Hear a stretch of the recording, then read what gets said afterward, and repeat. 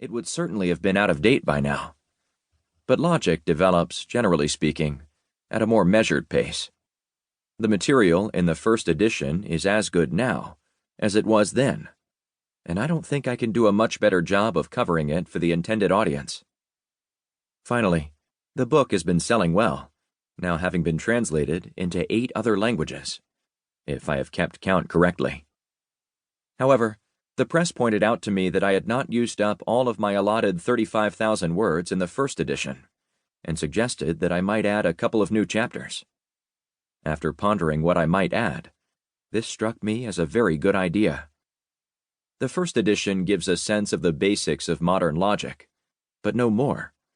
Logic is a subject of great depth and beauty, and the material in the first edition gives no real sense of this. 2 extra chapters would allow me to do so, at least to a limited extent.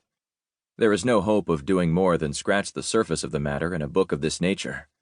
However, the new chapters do give the listener a glimpse beyond, or so I hope. So the present book contains the original chapters, pretty much as they were, with some occasional smoothing. The historical chapter 14 has now become a little history and some further reading. And there are 2 new chapters, 14 and 15, which deal respectively with Turing and the halting theorem, and Gödel and his incompleteness theorems. I have maintained the format of the first edition. The key points of each chapter are itemized at its end. The historical material, problems, and glossary have been extended to cover the new material. The new chapters are perforce harder than previous ones, but I have done my best to make them as user-friendly as possible. Those who omit these chapters will be as well off as those who purchase the first edition, and those who venture into these 2 chapters will, I hope, get at least some sense of where the more elementary material can lead. Chapter 1. Validity. What follows from what? Most people like to think of themselves as logical. Telling someone you are not being logical is normally a form of criticism. To be illogical is to be confused, muddled, irrational. But what is logic? In Lewis Carroll's Through the Looking Glass, Alice meets the logic-chopping pair Tweedledum and Tweedledee. When Alice is lost for words, they go on to the attack. "I know what you are thinking about," said Tweedledum, "but it isn't so, nohow. Contrariwise," continued Tweedledee, "if it was so, it might be, and if it were so, it would be. But as it isn't, it ain't. That's logic."